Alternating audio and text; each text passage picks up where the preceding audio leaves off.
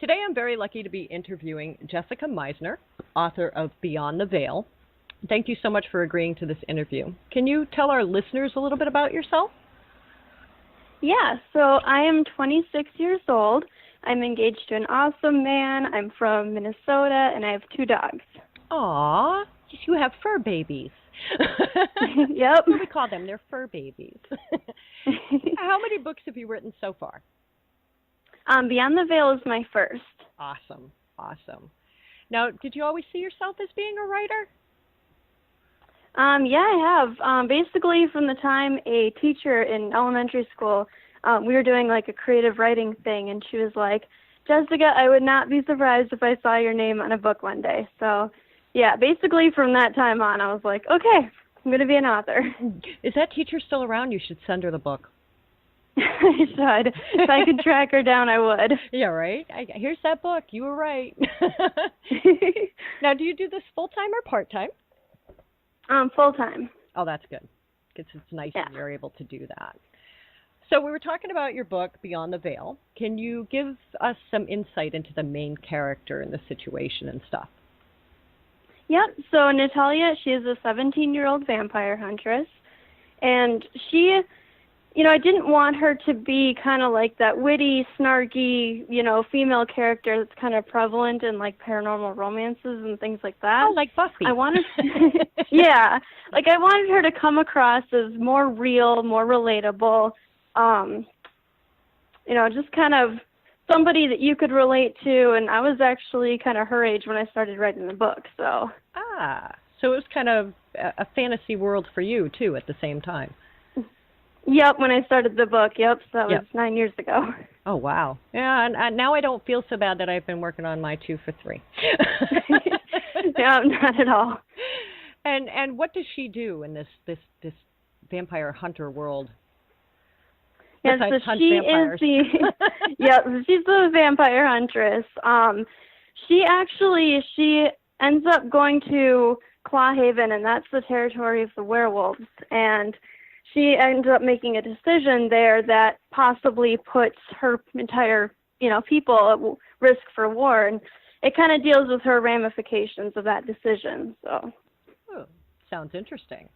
Now, this may sound like a funny question, but why do you write?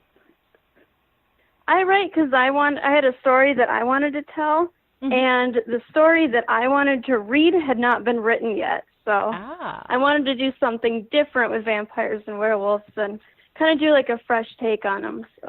Yeah, no more Twilight.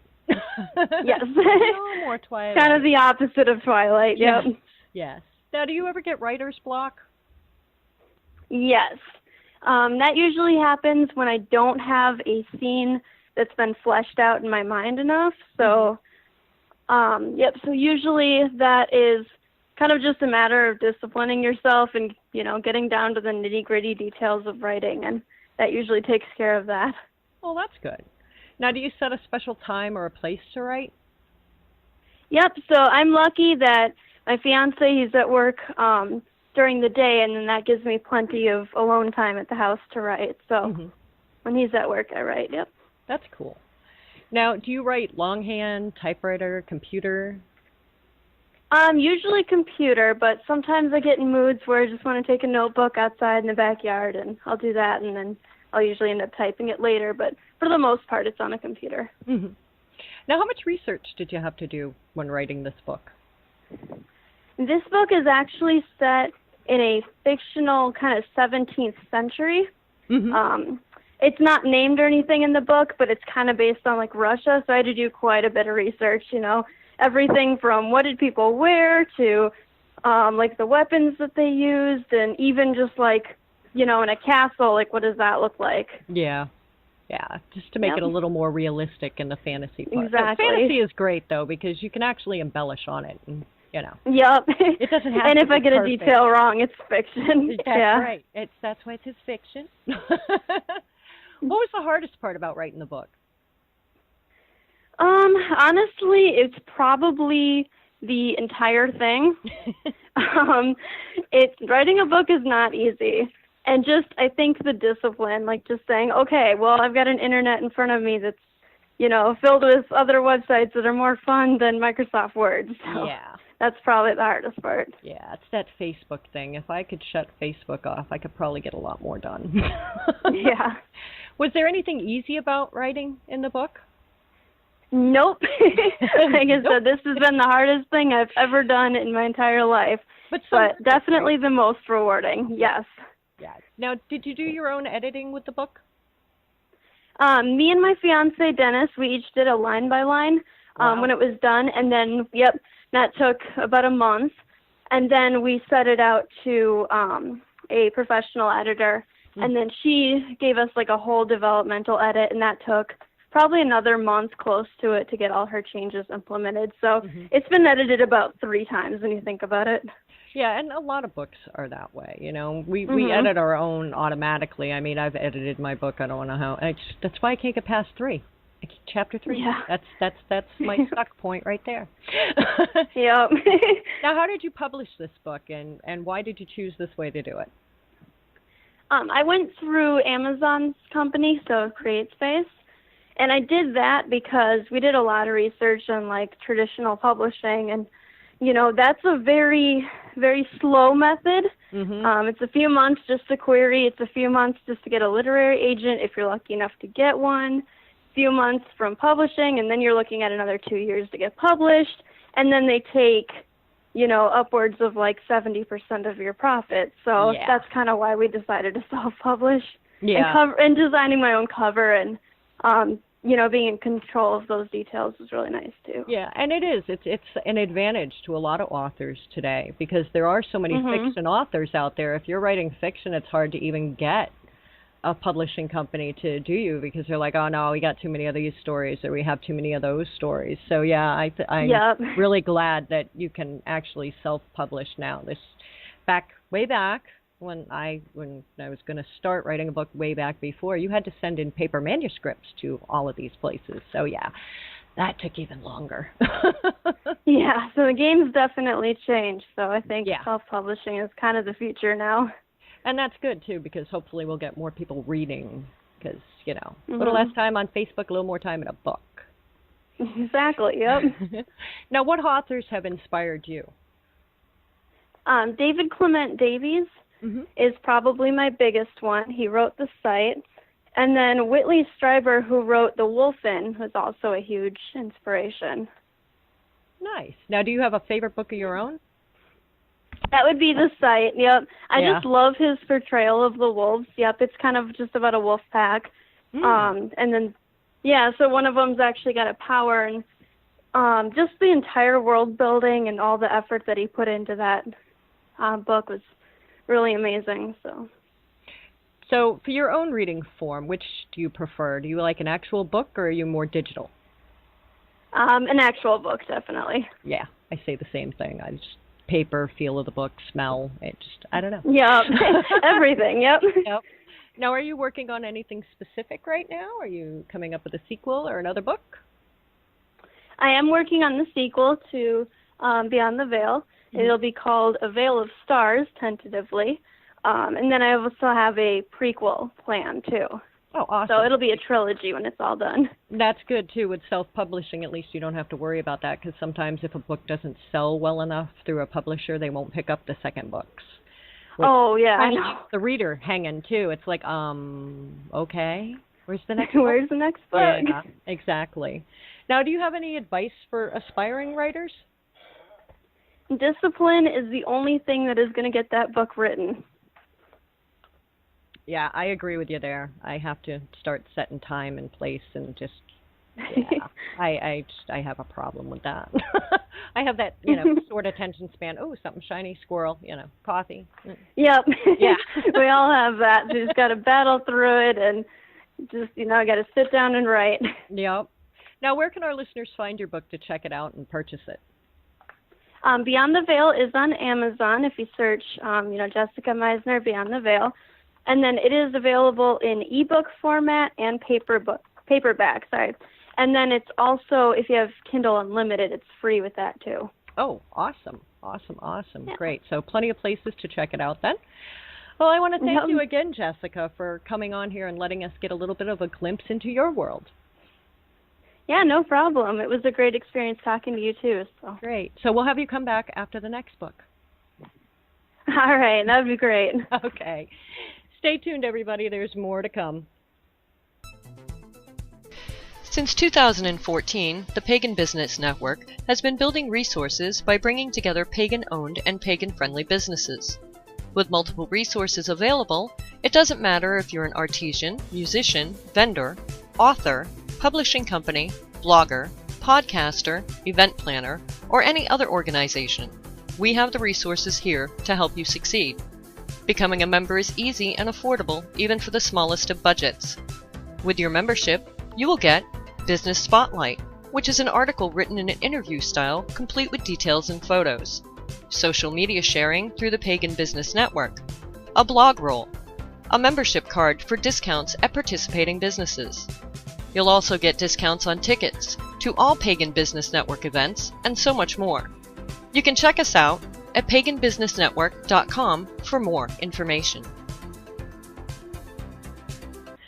Today I'm very lucky to be interviewing Morgan Daimler, the author of the series Between the Worlds. Thank you so much for agreeing to do this interview. Oh, I'm excited about it. Can you tell us, our listeners, a little bit about yourself? Oh, I can. I'm not good at introductions, though, so that's okay. Just bear with me. No problem. Let me see. Well, I'm a married mother of 3. I live in the southeast New England area. I'm in my late 30s, which is as much as I can say about my age, because I'm sort of perpetually like 17 in my head. Mm-hmm. Although I have a 12-year-old now, which I think I'm in denial about. Don't know how that happened. Yeah, it's when you tell everybody, that's my younger sister. Yeah, I'm like, my oldest is 12, and I look at her and I'm like, I don't understand. Yeah, they grow up way too fast. Way too fast. They do. But yeah, so that's basically me. My big interest in life is Celtic mythology, mm-hmm. and fairy lore, that kind of thing. So I do a lot of reading about that. I like urban fantasy. It's what I like to read, so that's what I decided to write about. Mm-hmm. I got some very good advice a couple of years ago when I started writing fiction to write about what I knew and what I liked to read. Mm-hmm. So that's how I got into writing to begin with, and that's pretty much me. Now, you've written quite a few books, haven't you? How many have you written? I've written 16 altogether, wow. 12 nonfiction, and I have 4 in my fiction series. Mm-hmm. And did you always see yourself as being a writer? The funny thing is I didn't. I actually wanted to go into fine arts mm-hmm. when I was younger. That was my big dream growing up, visual arts. And I always did write. I wrote poetry mostly when I was younger, and some short stories and things like that. But it was more for fun. I did it because I liked doing it. I never really thought it would go anywhere or be anything I would do for public consumption. Mm-hmm. So yeah, I definitely never thought that I would end up being an author. Now, did you do this full time or part time? At this point, I do this full time. I do have a 9-year-old daughter who has some chronic medical issues, mm-hmm. So I can't work. But I also am in a position where I write enough that is pretty much what I do for a living, as it were. And that's a plus because you get to be home with your daughter at the same time. Exactly. It works out really well. And of course, writing is one of those things that you can really make your own schedule for when you need to do it. It's not like a 9 to 5, you have to do it at certain times kind of a job. So that's perfect for what I need. Yes. So talking about the series Between the Worlds, can you give us some insight into the story and the characters? Yeah. The basic idea behind the story is that it's sort of an urban fantasy alternate reality kind of story. The idea is that it's mortal Earth, like the world that we live in, and fairy, like from Celtic mythology, fairyland, elfland. The two, about 100 years ago, merged. And so there's areas that are still like our world, mortal Earth, and there's areas that are still fairy, but they've been sort of patchwork quilted together. And there's places that exist on the edges where the two meet, that act as like borders between the territories. And that's if I could speak, that would be helpful. I can write, I just can't talk. That's a good thing you can write, though. It is. It's a very good thing I can write because I can't talk. My main character lives in a town that is in one of these border areas. And so where she lives sort of acts as a go-between between one of the fairy countries, if you will, and mortal America, I guess you would call it. Sort of in New England is where it is, what's left of it. And she owns an occult bookstore. Ooh, awesome. So, yeah. And, you know, in her world, it's mortal Earth as it would have been if history was completely different, starting from about 100 years ago. So, you know, a lot of major events that have happened in our world in the last 100 years never happened in her world. But they had, when the worlds first merged, they had a huge war with fairy, because no one knew why the worlds combined. And it was quite a shock when it happened. But now they've sort of attained like a peace between the different beings, I guess you would say. So you have the humans on Earth and in the border areas, and then in fairy you have the elves, who are like the aristocracy. Ooh. They run things. And then you also have sort of every lesser fairy being from Celtic mythology populating things. So there's a lot of other beings running around in the books. There's brownies and kelpies and, you know, all sorts of fairy mythological magic, creatures. so this is a book I have to put on my list. I have to put this on my list now because, you know, I love fairy magic. I did a show actually last week. Yeah, it was last week on fairy magic. So yeah. Oh, cool! I'm gonna have to listen to your show now. yes, it's on YouTube. I'll send you the link. I'll have to find it. Yeah. Oh yeah, definitely. Yeah, it was a lot of fun though. That book just sounds so cool because she's got the occult shop and you get the fae in there and everything, and it just, I don't know, it sounds really good. I have such a list of books I have to read. I know the feeling. So this may sound like a funny question, but why do you write? Honestly, I do it for fun. I really enjoy writing.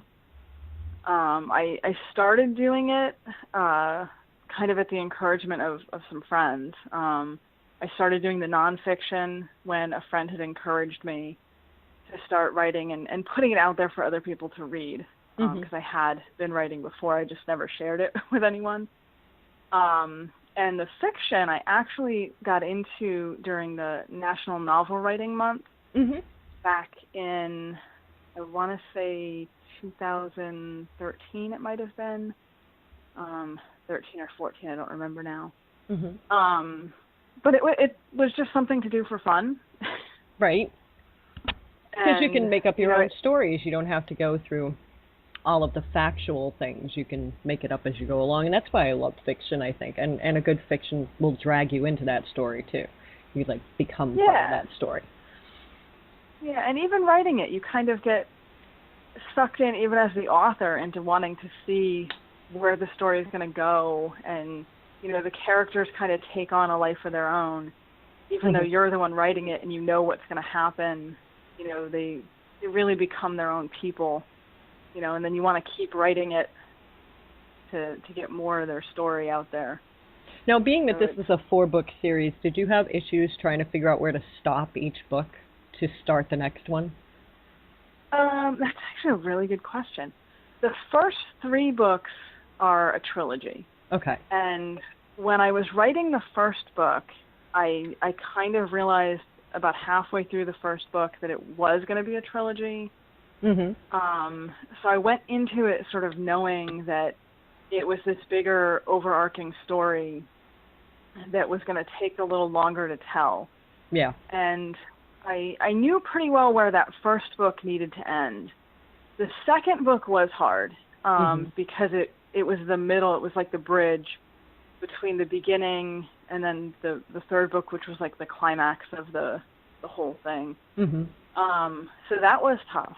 The fourth book, though, the one that just came out, because it was more of a standalone part of the series, it's a continuation with the same characters, but it wasn't part of this bigger story. Mm-hmm. That was a little easier. I kind of knew going into it sort of where it was going and how much it was going to take, if that makes sense. Yeah, it does. It totally makes sense.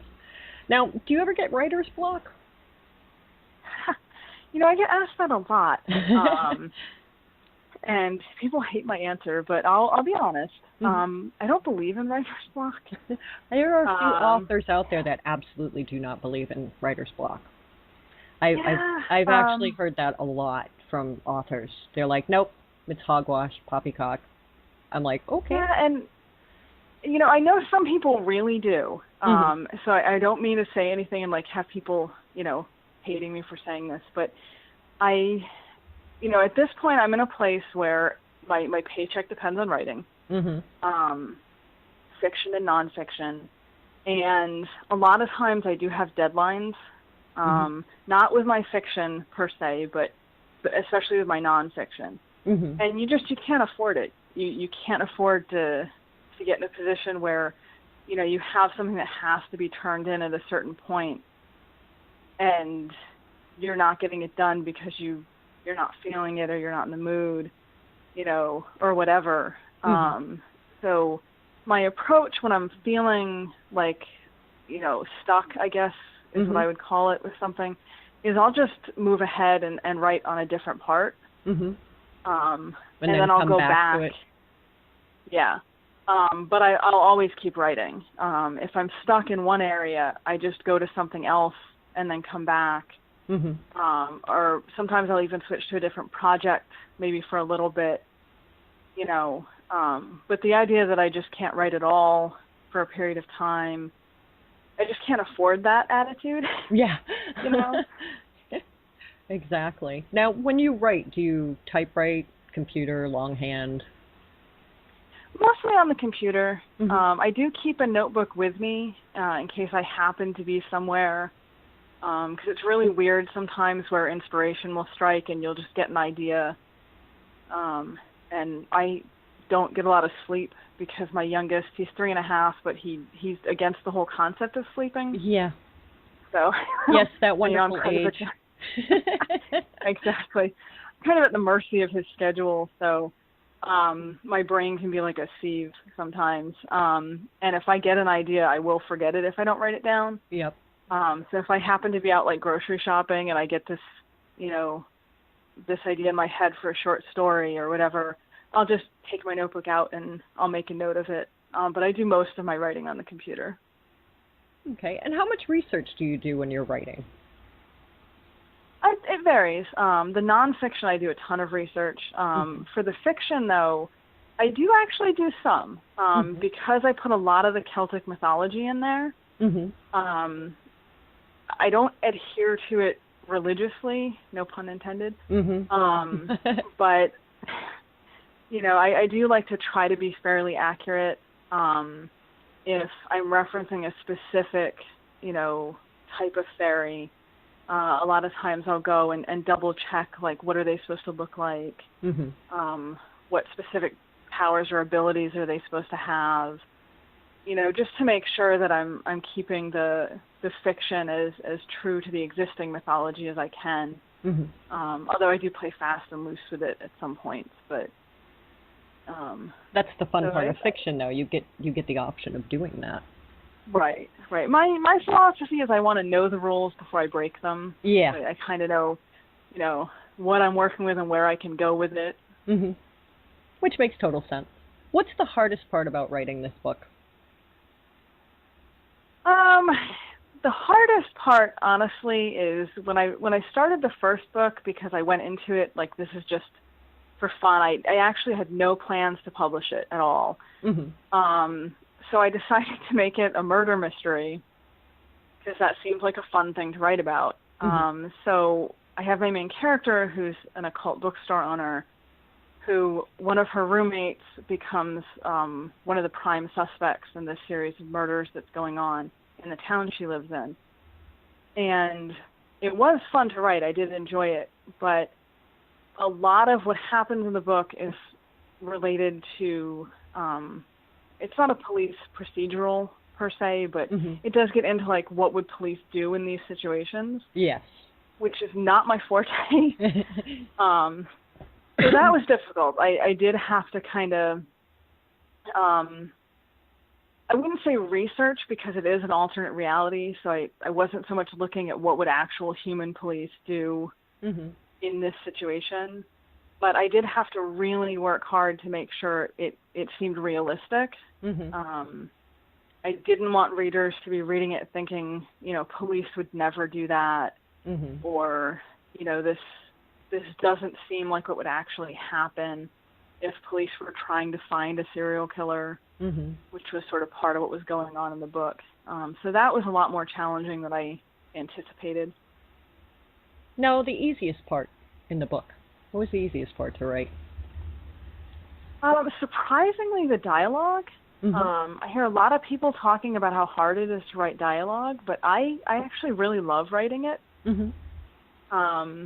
And I've been told I'm fairly good at it. I mean, maybe I'm not, I don't know, but well, there's I really enjoy it. Apparently people like it. Yeah, that's one of the first clues. So. Well, I'm pretty sure people would say they liked the dialogue if it was terrible. Yeah. So, but that part I thought was really fun, and I never found that difficult to do. When I have my characters in conversations, and I thought it was pretty easy to give them all their own voices. Yes. I never felt like it was hard to make them individuals. I'd say that was probably the easiest for me. Now, do you do your own editing, or do you send it out? That's also a good question. You have so many good questions. Thank you. I'm actually severely dyslexic. So, spell check is my best friend. And I do actually have, one is a professional service that's run by someone I know. And one is a friend who used to do professional editing. She doesn't anymore, but I do send it out to have them looked over because I am prone to some entertaining errors. See, I just think editing your own work would be very hard anyway, because you know what you've written. You're not going to say, well, that doesn't make sense. So, yeah. Whereas if somebody else is reading it, then, if they pull something up, you might not have noticed. I kind of like the whole idea of somebody else reading it. So, now how did you publish books? My fiction is self-published. Okay. My nonfiction is traditionally published. I have a publisher in England, actually, that I'm contracted with for my nonfiction. But my fiction, I publish myself. And there's so many ways you can publish now, too. I think a lot of people are doing a lot of self-publishing as well. Yeah, I agree. So what do you do to relax? I write. That is my relaxing. That is. No, I mean, that's an honest answer. That's when I want to relax or I want to have fun, I generally write. Poetry is still something I'll do. Just purely for fun, and then the fiction is something I consider, relaxing. I enjoy doing it, and I really like telling the stories of these characters, which is why it's now a 4-book series. I'm actually getting ready to start the next book in the series, so Oh, that's awesome. Who knows how long it'll go. Yeah, this could be an encyclopedia set eventually. It might just go on forever. It might just go on forever. So, which authors have inspired you? I think probably the ones that I've taken the most inspiration from are Mercedes Lackey, Charles DeLint, and Stephen King, which is really random sounding. Not really, though. I like Edgar Allan Poe, I like William Shakespeare, and I like Stephen King. So. It's hard not to like Stephen King. Yeah, I don't know. His books, they just pull you right in. So.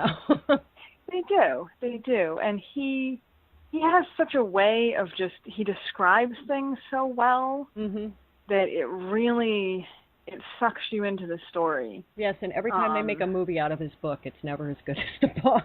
It isn't. And I do like the amount that he's written. You know, he's very productive, which I admire. Yes. I like Mercedes Lackey, her urban fantasy in particular, and Charles DeLint for the same thing. And I like both of them because they do also tend to focus on Celtic mythology and Celtic mythology blended into the modern world, which is obviously something I really like. Yeah. So. Yeah, and it makes sense. Now, do you have a favorite book? You know, I don't think I do, to be honest. I love reading. I'm sort of a voracious reader. Probably the one book that I've read the most would be W.B. Yeats' Celtic Twilight, which is sort of a blend of like poetry and him sharing folklore that he's collected. When it comes to fiction, my favorite book sort of depends on the week. Yeah. I read a lot of fiction, so I just finished a series. I'm going to mispronounce the author's name because I don't know how to say it correctly, but Ron Nito, I think. Nito. It's called Fairy Sworn. Ooh. It's a really cool series. The first one I think is Wild Hunt, and then Wild Curse, and then Wild Herald is the last one. It's a 3-book series about a girl and a Kelpie and misadventures in fairy, and it's just a really cool series. So that I might say at this exact moment is sort of my favorite books. I can't even give you one, though. It would probably be all 3 of them. Right. I'm really bad at this favorite book thing. Yeah, I couldn't tell you my favorite book either because I have so many. It's just, I like them all. Exactly. Yeah. It's like There's saying, so which is your favorite there. child? You know, it's like, no. Which will also vary by the week. Yes, exactly. Or the day. Or the hour, yeah. The minute. Quickly changes. Yeah. Now, when you do reading for yourself, do you prefer an actual book or do you read more digital? I prefer actual books. I have to admit, I really like having the actual book in my hands. I own a ton of books, probably literally. I do have some digital, but I am sort of old-fashioned with the paper books. Yeah, I love the smell. There's just something about like old books and the smell and the texture of the paper and just, I don't know, I like having it in my hand. It's portable, it can go with me. And I don't have to worry if the batteries die. You know, it's like I still have the book. I was just going to say that. You don't have to worry about batteries. Yep. Now, have you collaborated with any other authors to do any books? Nothing so far, nothing that was published. When I was in high school, I actually did write a vampire book. Oh, nice. With a friend of mine. Yeah. It's actually a pretty good book, too, in my opinion, given that I was like 17 when I wrote it. But a friend of mine wrote it together. A friend of mine and I still can't speak, wrote it together. And that's about the only collaboration with an actual book that I've done. But, of course, it wasn't published. This was way before self-publishing was even a dream. Right. Yeah, this is back when you had to send manuscripts to, 40,000 different publishers and get denied by at least, 75 of them. Yes. Yeah. Yes, that was when you had to send paper manuscripts in. Yep. and then wait years. Yep, and the heavy envelopes, and you had to put a lot of postage on them, and, yeah. Yep. I remember those days. Now, you said you're working on a 4th or 5th book right now? Yes. Okay. Mm-hmm. And that's going to be part of that series as well? Yes. Okay. Do you have any advice for aspiring writers? Yeah, I think the biggest piece of advice that I give people when they ask me about writing and getting into writing is just do it, which I realize it sounds kind of trite, but honestly, the biggest thing that seems to hold people back is fear of even trying to do it. And really just sit down and give it a try. Just, write, see what happens. You'll never know if you're able to do it or you're any good at it if you don't actually put something in writing. Yeah. That was the fun thing about the National Novel Writing Month, was that I hadn't written fiction in probably 20 years when I did that. And I had no idea that anything would come of it, that it would be anything good. But once I tried it, I realized how much I liked it, and other people liked it too, as it turned out. Which is awesome. So I think it was awesome, and it's still going. Yes. It keeps producing more books. But I think, if you want to be a writer and you're looking at getting into it, just do it. Just put it into words and write it, and then, see where it goes from there. And I think my second biggest piece of advice, which is directly related to that, is find some really good beta readers. Yeah. Find people that you trust, that you can give your writing to, that'll give you honest criticism, that not mean, but not just tell you it's wonderful because they're your friends. Yes. Because beta readers have been like a godsend to me with, pointing out stuff that needed to be adjusted, or plot holes, or, the little things that you as an author, because the story is in your head, you don't even think about or notice that you didn't put into the actual story. Yeah. So, those two things, just put it down and write it and get the story out, and then find some really good people to read it over and critique it and help you make it the best it can be. And that sounds like great advice. Now, where can our listeners find your books to check them out and purchase them, fiction and nonfiction? Yep. Everything is up on Amazon, which is like the center of the universe, I think, at this point. Yeah, I think so. I just got my husband into ordering from Amazon. So, yeah, it's kind of scary now. I've got him ordering from Amazon.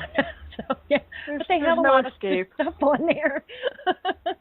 Well, it's so central. I mean, you can find my fiction on Lulu, lulu.com.